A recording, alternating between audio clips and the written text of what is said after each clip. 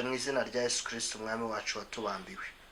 Nkuko mubimenyereye ibyahishuwe Media TV dukomeza kugenda dusura abantu batandukanye dushaka abakozi b'Imana ngo batuganirize, batuhugure, bagire byinshi batubwira, dore ko n'isengero muri iyi minsi zifunze. Rero dusura abantu kugira ngo dukoreshe ubu buryo dukomeza kuvuga kugira neza kw'Imana, dukomeza kuvuga imbaraga z'Imana, dukomeza nanone kubwirwa iby'uru rugendo, tugirwa inama tunahugurwa ku by'uru rugendo rugana mu ijuru. Ibyahishuwe Media TV turahari ku bwanyu, tuzakomeza dukore ibitwiyemeje, namwe mukomeze mudushyigikire mukanda subscribe, like, comment, musangiza inshuti zanyu. Nukuri turahari, tuzakomeza gukora, mukomeze namwe mudushyigikire, mubitugaragarize ko ibyo dukora mubibona, natwe bidutera imbaraga turusheho gukora cyane. N'uyu munsi rero twagiye kureba umukozi w'Imana Apotre Jean. Hari byinshi aduhishiye kuri uyu munsi, reka tumubahe yongere atuganirize, atubwire ijambo ry'Imana, aduhugure ku by'uru rugendo. Umwanya ni uwanyu Pasiteri, karibu mwimvume ikaze hano ku Byahishuwe Media TV. Murakoze ku Byahishuwe Media TV.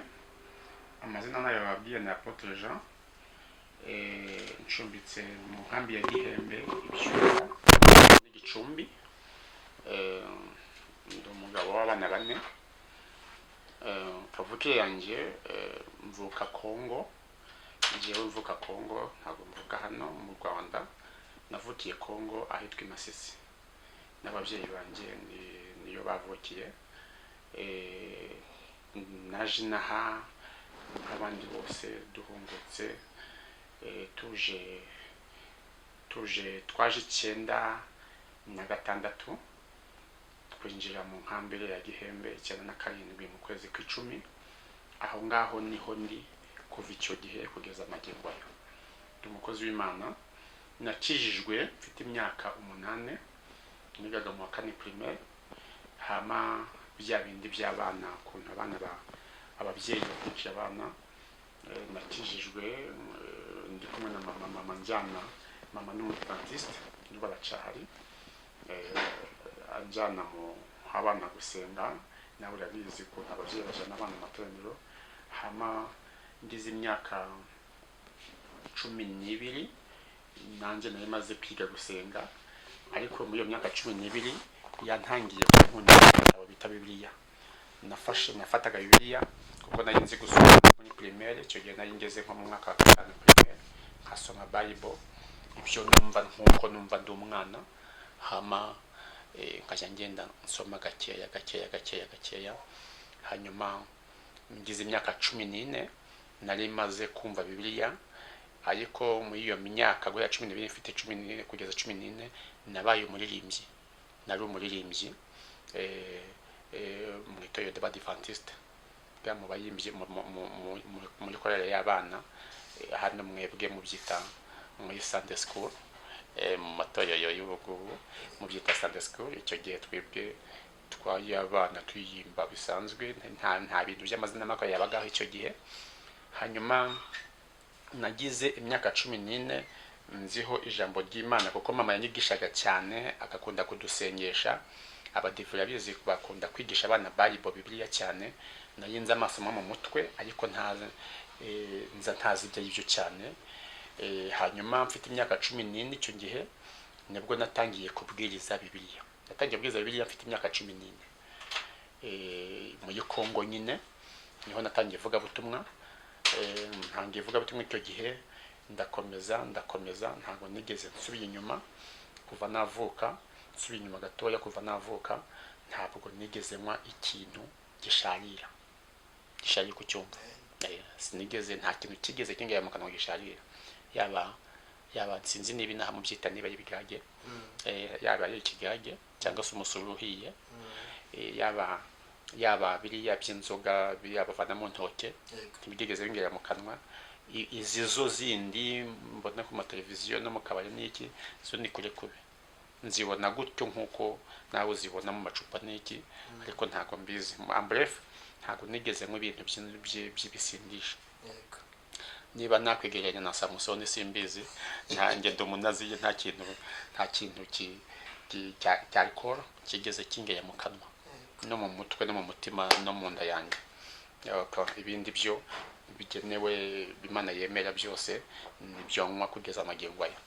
So naje kwinjira inaha mu Rwanda duhunze nkiri umudive, hanyuma ngeze hano ku Gisenyi kuko niho twasohoreye Grande Barriere, twabaga mu nkambi iriya yitwa Umubano. Petite Barriere niho badushyize, abandi bajyaga ahantu hatandukanye, babizi abantu bahunga bajana mu nkambi zitandukanye. Aho ngaho niho naje kwakirira agakiza ka kirokore. Ngikizwa hari ibintu bibiri nakundaga ikintu bita gusenga ndi njyenyine. N'ubu tuvugana ndabikunda, suko muri rusange suko nabyo mbyanga, ariko ikimfasha ni ugusenga nka Hana ndi njyenyine. Uya mubyeyi witwa Hana ngira ngo yamuze mu Bibiliya, yego nkunda gusenga njyenyine. Utubabikuye nabikuye kuri mama no mu gatabo k'abadive bita Verges mu Gifaransa, mu Kinyarwanda bakita kugana Yesu. N'ubu muri y'Abadivantisite bagasangamo bakita kugana Yesu. Nayagasomye inshuro ziyenze 20 kose nkayangiza ni gatoya, hama ndakayangiza. Harimo ibyigwa ndateme kanyigisha gusenga umuntu ari wenyine, bavugamo Hana. Hanyuma ndeba inyungu Hana yavanye mu gusenga yi wenyine, nta muntu bari kumwe, nta mupasiteri, nta mudiyakoni, nta nyina, nta se. Muri ibyo bintu mbona harimo akamaro. Iyo teme ya Yohana yakoresheje naho gatabo nanjye niga gusenga, kandi koko gusenga ni njyenyine biyamfasha cyane kuyuta ndi mu rusengero rw'abantu benshi. Buri muntu wese afite uko afashwa, afite ikimufasha, afite n'ibyo akunda. Buriya wasanga nubwo twicayane hano ibyo nkunda atari byo ukunda, kandi byose bigashingira ku mugabo. Rero muri 99 twari tukiri icyo gihe 96 ku Gisenyi, niho natangiye kubona abarokore cyane mbo bakaza tugasengana muri iyo nkambi. Habagamo ivugabutumwa, dore ko yari iruhande rw'Igisenyi mu mujyi, abantu tugasengana. Nkumva bari gusenga nk'abadive, nanjye nkumva afite amatsiko yo kubimenya, nkumva bavuga ngo Imana yavuze. Mbo kandi mu badive ntago bigeze batwigisha ko Imana ivuga, bari baratwigishije ko Imana yavugiye muri Ellen White n'umuhanuzikazi wabo witwa Ellen White, n'ibitabo bye nibyo basoma. Hanyuma ngiye amatsiko ya rya jambo bavuga ngo Imana yavuze, icyo cyankuruye. Ngira amatsiko ndavuga service none ntabwo bishoboka. Imana ko batwigishije ko yaba mu ijuru, none umuntu wavukiye amezi 9 ndi kubona utanafatika ari kuvuga ngo Imana yavuze. Ko masa Imana ivuga gute? Imana yavuye mu ijuru, isaba yavugana. Ngiya emotion, ngiya amatsiko yo kugira ngo menye ukuntu Imana ivugana n'umuntu, niba imanuka yose n'amayenye nk'uko naje hano kuyeshuye TV. Ngiye ayo matsiko binkuruye bituma burya Imana umuntu ayigiye ku wundi. Nta muntu uvuka ibintu byose abizi cyangwa se abyujuje, ahubwo kugenda ukuya no kugenda uva mu bwiza winjira mu bundi. Ibintu byose Imana igenda umucyo wayo iwushyira open, iwushyira ahantu habona. Hanyuma tuyaganira, kuyange nkunda ibiganiro, nkunda no kumviriza. Tuganiriye sinabyumva bwa mbere, ndamukurikirana bwa nti uzazo ongeye usuye muri shitingi, kuko twabaga mu dushitingi dutoya uyatuzi. Ndabwira ntuzongeye usuye, ayongera yansuya. Je nkamuhata ibyanditswe, kuko Bibiliya Imana yangiriye ubuntu, ntago nabikuye. Yangiriye ubuntu buri mwaka wa amezi 12, buri mwaka nsoma Bibiliya, mba ndangije Bibiliya inshuro 3.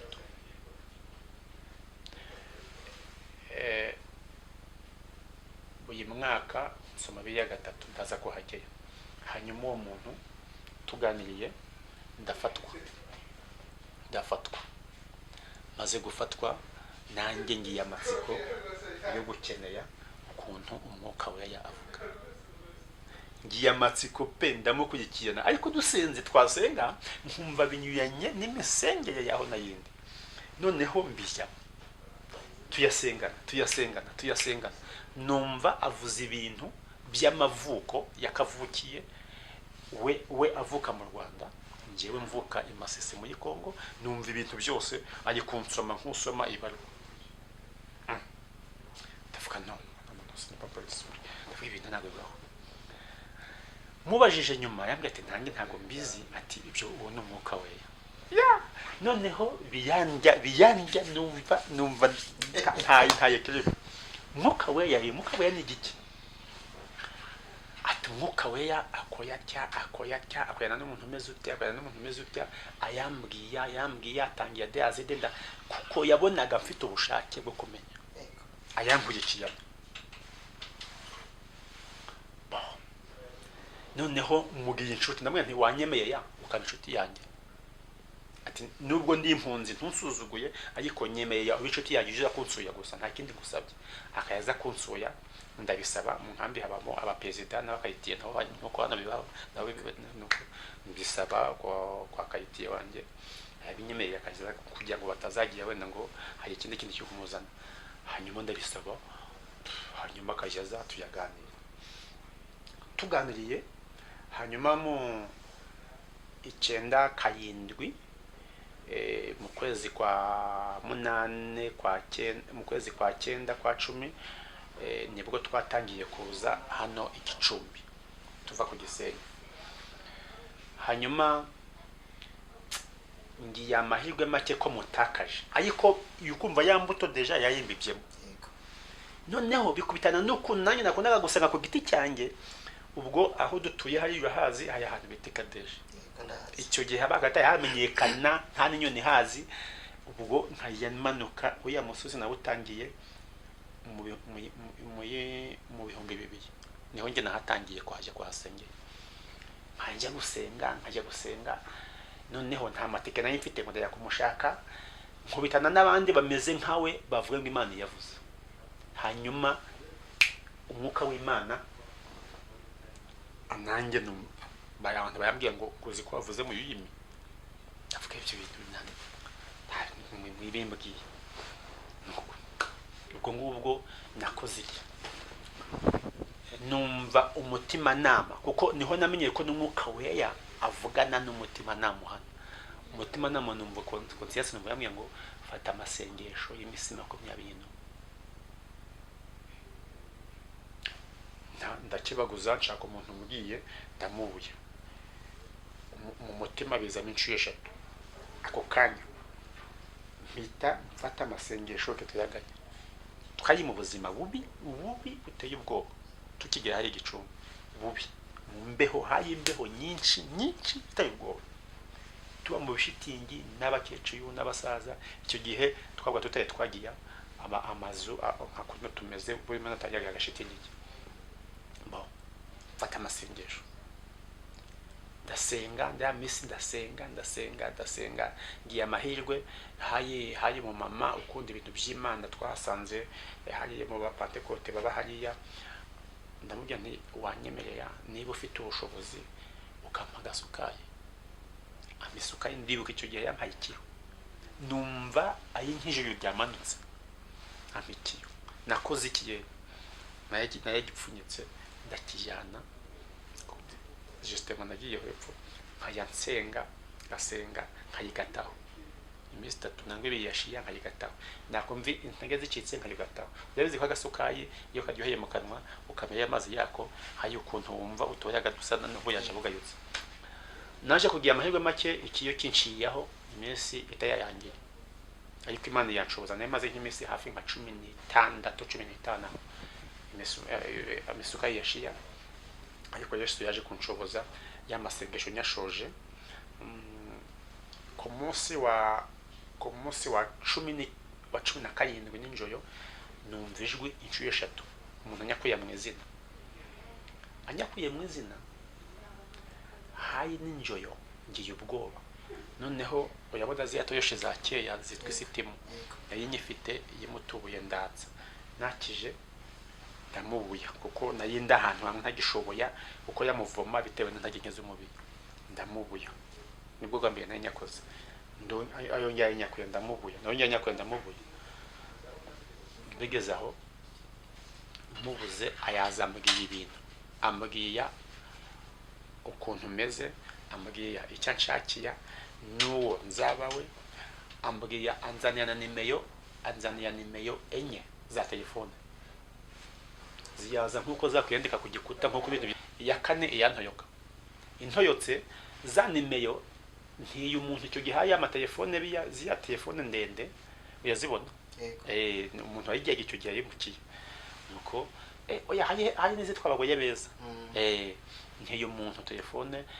bagoye beza hazaga abantu gusenga aho hafi nayavuye mu ishyamba ntiyo umuntu zanyemeyo nzicisha ariko ndi gusenga aho ngaho numvise ijwi yambwiye ngo bizagenda gutya uzakora utya uzitwaya gutya nuva hano bizagenda bitya ni ibintu biyebiye Imana imbwiya impamahame n'ukuntu izandinda muri iki gihugu n'ukuntu nzabaho n'ukuntu ntacyo nzaba Imana yabimbwiye muri ayo masengesho numva ijwi icyo gihe niho nongeye guha agaciro wa ntekeza wa muntu wo ku Gisenyi niho nafashe ako kanya namutekereza ngo okay Imana ntukivugisha umuntu numva ijwi nkagenda isa mwiyumviza cyambanje kunyakuya mu zina nyuma yaho ijwi ikajya yimpa sasa amabwiriza ukuntu nzakora cyo gihe namaze kwandika amasomo ndi gusoma mfite naho n'ibitabo byinshi buyambwiye n'ibitabo byinshi mu yugo hanyuma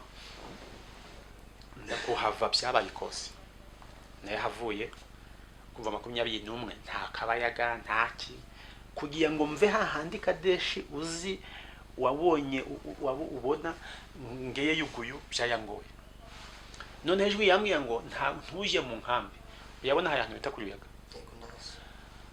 tambika kuruyaga kuko nuva ku gasante koko bahita ku ipero uzamuka uje mu mujyi ijwi yambwiye ngo uje kwiyanzu ya kane mu koko kw'imoso uzamuka niho bayi bukwaki ndagenda kuva hati Kadeshi bya kuruyaga nahagiye amasaha 5 kuko nagendaga ngendesha kano ntambayaga nta guhagarara ntaki ngenda nicaya ngenda gutya buhoyo nkaba ndayushye yeba nawe Kadeshi no kuyaga amasaha 5 nawe imagine icyo kintu ngeze ku yanzu bari bafite igipango kitariho igipango cy'ibyuma gusa harimo n'utuntu dutambitse ngiye amahirwe nsanga akaryango gakinguye ninjiya mbese nk'umuntu w'ikimuga ugenda nuko umukoza mbonye ayanyamagana ngo gushaka ndi gushaka mabuja hano ngo muyazire tuyaziyanye niwe mpamagaye ayandeba byamuyobeye nuko noneho mu gihe ayinjiye mu nzu nanjye mwinjiyaho agiye kubitaho yuge ku muryango mbanamaze nsano yinganiye n'uyuye nicaye hagati y'umuryango gutya mbese nkayiya nicaye hagati nuko n'uyi ntebe ndagenda nicaye umubyeyi mbona atuyitse mu cyumba yaza ngo nguje hano we ushaka ndende niwe nshaka ayandeba yitegereza akabona singayagaya mvente yejo yutarutanywa nene yabayigikaya inda yahuye n'umugongo ngo nese ngo yanzi ndakuze yayo umuntu wakonyoheje bakuntumyeho ku muntu wahe ntiyambwiye ngo ningeye hano muyampe icyo njya mu mbe n'icyo gahe ntanari kubishoboye se nawe imagine ntawe nari kubishoboye ngo ntago ngo uwo muntu ngo yayobye ngo ntago ari hano ngo ahubwo ngo haye abantu ngo ye mukongo genda ukinguye ngo hayabashyitsi ngo bari bagiye kuza hano ngo abantu ngo 3 giye kubona mbona abagabo yinjiye 3 n'umusore umwe yateguye akateguya iyo yeyo igihe cyo by'abasengesho cyashize yugiye wumva uri muri modu yo kurya mbese wumva gahunda yo gufungura ubonye ikintu bakirya umubiri sinzi ukuntu hinduka igikoma kigahumuya kumva ikintu kihaguyutse mu nda kandi icyayi akakizana agashyira mu kabati kigahumuye, numva bari gukayanga biyagenda noneho biyanyica ngiye ibyuya ariko nabyo bidafatika. Abagabo binjiye babiri n'umusore, wa musore yinjiye mu mbayaga aba yasenze batari bicaye, yasenga nuko abasimbukiye wa mama. Njyewe yeyo nari nkanuye amaso nk'ujanga ndi kuyeba kuko nicaye mu gitebe ndayigita n'inzaya ntagayagaya, hasigaye nka kano noneho ubwishu ndi kuyeba gute mbese n'imbeho nyinshi yanzikiye mu yayibona. Tugiye hayimbeho wa mugabo apana ubu buno byumba ntagiye gikonje. Bigeze aho umugose yasenga ahita afata mu mama ambwira ati watumva uko Imana imbwiye ati abashyitsi babaga kwakira ntago yitwebwe hano, hayo umushyitsi wahageze Imana yohereje hano ngo mwakiye ntiwamwakiye, none twebwe ushaka kutwakira ushingiye kuki? Kwa abashyitsi bagusuye mbere ntiwabakiye. Undi yatsemba ati ntabo, ati nta bashyitsi nari niteze ni mwebwe mwe tufite gahunda, nta bandi bashyitsi bageze hano. Nuko umusore hayimbagazi yafite amavuta y'Imana ayongera yasenga yamufashe muno mudamu yabize icyuya ajyana ukuboko ahita amfata aho nayindi amfashe, yumva ntatubayaga ni nko gufata akayeye niba ayo twatsi. Nuko ngo niwe mushyitsi ngo Imana yakuzaniye, ngo twebwe dufite ni gahunda ngo ariko uyu niwe Imana yakuzaniye. Umugoye Pawulo yavuze ngo iyo umuntu ngo iyo turi iwacu mu mubiri ngo tuba turi kure y'ubwami bw'Imana, yabyumva yiba n'agaciro. Noneho nanjye umutima bitewe na kolere no gushaka kujya nkabibuya no gushaka kunywa, kandi nari kurya siki uyabona amasengesho angana natyo no kubiyikora ibintu ntabwo nari kubimenya. Ndasenga Mana shaka ikimenyetso niba yo wantumye hano, shaka ngo aba bakozi b'Imana bakiyaha kuko namaze kubona ko ari abakozi b'Imana bigaragaye ko yabantumye hano. Ni inzu wanyeretse inzu ya kane mvuye hano kuyaga inzu ya kane ibumoso nahayeyo, niba yaha wanyeretse hagaragaye ikimenyetso. Ngiye kumva numva mu kabati kari gafunitse bw'abate bwa mbere bunini bazana akabyango bagafungiye hagati. Ngiye kumva numva ikintu kiyo nk'igipombe gitangiye gukaka, ngiye kubona ndeba gutya mbona icyayi n'igikoma byose biri kumeneka biri gutemba mu isayo no kwitape. Aho ngo mu izina rya Yesu ijwi yambwiye ngo kwaye kugira ngo nkoyeke ko ariwe njye ndi kumwe nawe nakuzanye hano kandi ko nzagukoresha ibintu bikomeye. Numva mu mutima njye nicujije ndaceceka kuko byari bituyutse kuri njye kuko nabisabye. Navuga nti se Mana none se nabaye Gideyoni ko yabaga ibimenyetso nanjye ugiye kuzanya nka Gideyoni mu mutima ko ntari nshoboye kuzamura umwuka. Nuko mama ahita amfukama imbere y'abakozi b'Imana ayayiya yakubita hasi ayayiya Imana imbabaye yari mu katoyike ariko ukunda ibintu by'Imana cyane bakunda abanyamwuka. Okay, umugabo yatashye yagiye ukoze twumvaje sa mutuyaje abasanga nibyo birimo ibiki. Nuko umukozi bwo amujyana Yohana mbona ashafashe umukozi niba yamutekereje, avuga ati wa mugoye amujyana Yohana ati abantu bamaze kugenda ati nakubwiye ko umuntu wese uzagera hano iwabo muzi waba utamuzi, ibiryo ni ibyanjye ibintu ni ibyanjye ninjye ubikoyeya uje wakiye abantu bose. Ahita amubwira ati uyu muntu nona umukozi yambwiye byabaye n'ukuntu amatayo yose yamanetse n'iki. Ubwo umukozi yambwiye ko nabonye ajyana umukozi nyuma, ubwo amuha amakuru. Yamaze kumuha amakuru yaje abwiye umugore numva buhoya ariko ndi kuyengera. Nuko ako kanya bashaka potage, ntabwo narinze potage nubwo rwa mbere nanyiyeho yamaze gatatu bayishyushya. Hano hari hayakoyotse ibisebe, hanyuma buhoyo mbona bugiye kwiye. Umugabo yavuga ati uyu muntu mwondoye ni umurwayi, ntabwo yaba yaziyumbuye, ni umurwayi mwondoye kuzageza igihe azafata imbaraga.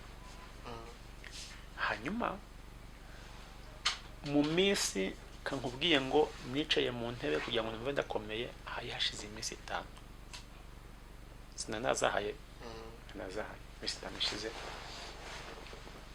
nibwo nicaye kujya nk'abagabo umwe kayaga kayaza nuko umugabo avuga ati banza ukomeye niwumva icyo gihe aragenda ati nzana imbuto azana imbuto mu cyumba cy'amama icyumba cyanjye bashyiyemo akameza mu boss kwa kundi Imana yambwiye mbona mbiboneye aho ngaho ni uwo mugabo niwe natiye nimero sasa telefone cisha mu za nimero Imana yampeye Kadesh zishishijemo abantu bitabiye hano mu Uganda ndashoje abantu bitabiye mu Uganda amaze kwitaba nza kwiza nimero babwiye imyenda nambaye nabwo naje ninjiye imodoka ntayishye bageze Nyabugogo cyo gihe amatagisi mato kuvaye na chauffeur basubiyanamo ndabwiye ninjiye imodoka kuri uyaga namaze kwishyuye kandi mu by'ukuri amafaranga natanze ahubwo Imana yamye ngo ije muri ya modoka kugeza Nyabugogo ngeze Nyabugogo njya mu Uganda nabwo ntayishye ntishyuye abashoferi basubiyanamo na kuvaye icyo gihe akaboye nza gutyo ninjiye mu mujyi wa Kigali kuyiza nimero ntangiriye mu itorero rya hano Gishushu umunsi yitwa Umusamariya mwiza hayishuye igicuti keberwaga n'umugabo witwa Nzabanita Vincent ubuno yapfuye akomoka ku Gisenyi yakwenaga n'abantu babashaka hano bakwiriye Devere ntangiye aho ngaho natangiye umuyoboro w'Imana mu itorero yitwa Umusamariya mwiza bimva nyuma y'amasengesho ariko ibyumba nkajya njyayo gutyo nkoyo Imana ndibyumba nkaza gutyo uyu mujyi ukoyemo umurimo w'Imana imyaka myinshi kayintuye hariya bivuye muri ayo masengesho bivuye ku mukozi w'Imana wanyoboye nkuko nawe naziye ku telefone y'ukunyoboye ati yansanga aho yacaha tuyi hano ibintu nk'ibyo ngibyo nshaka kubwira rero ngo gukorera Imana ni ibintu y'Imana Yeremiya yavuze ngo nakwiyemye ntayakuye mu nda ya nyoko ngushyire ku mahanuzo hano y'amahanga ibintu mama yantoje niba nabonye ayikayimana kuko kuva icyo gihe kugeza ubu ndaguhamiriza imbere yawe n'imbere y'Imana ikunyumva mve Kinyarwanda ntago ndasubiye inyuma n'umutima wanjye ntuyatekereza ngo ingwe hari abantu twatangiyanye twanakoranye muri uyu mujyi wa Kigali ubamaguye yabaye amahembe baguye abandi basubiye inyuma abandi bakumva mvuga iby'ubutayu bakanseka noneho no muri Covid yego sinjya gusenga mu butayu muri Covid ariko ubutayu bwaba buyiho kandi buzagumaho rero Imana inyakura gutyo impamagara gutyo kuva amasisi kuyaza bingendaho ninjiye mu kiyokore gutyo ninjiye mu kiyokore bwo muri 2 kugeza ubu ngubu nabaye mu pasteur icyo gihe nawe muvuga butumwa nabaye mu pasteur muri 2007 mu kwezi kwa 10 niho nabaye mu pasteur pasteur n'ubundi aho Gishushu kugeza ubu ngubu ikumva pasteur mumaze imyaka 13 rero uko niko nakiye Yesu nk'umwami n'umukiza ayamfata nje ntago mufata kuko nje mufasha namuyekuye ariko we amfashe ntago yandekuye ubwo rero n'uyu Yesu yamfashe niyo mpamvu ni mu buntu bw'Imana uko niko nakijijwe kandi nkomeje gukizwa mu yindi yanjye mbisemo guho yankizwa ngashimba mu gakiza cye nje ubwanje nkomeje gukizwa niyo mpamvu nakubwiye nsoza Bibiliya nisoma 3 mu mwaka ubwo n'ubuntu Imana yambwiye nayo nayandi mateka tuzagenda tuganira ngo uhamya boyo mu mwaka nsoma 3 kandi bitamvuni buri munsi nsoma 15 buri munsi ibi kubye n'igihembwe ni 36 gitabo Bibiliya wirangije mu mwaka yanyusoma 3 iyo ni yende etape cyo n'ikindi gice nacyo tuzakomeza kuganira Imana bamugisha niho izina rya Buyundu yeyo byakomotse ku yadi y'umucyo niho banyitiye Buyundu bitewe nuko nakabukira Haleluya none Haleluya Buyundu abantu banyimpenduye Buyundu yampamana magengo nayo Yesu abamugisha uyu mwanya mu mpaye no kubana namwe no gutanga ubuhamya n'ijambo ry'Imana ku byashije TV muyakoze Yesu abagiye neza amen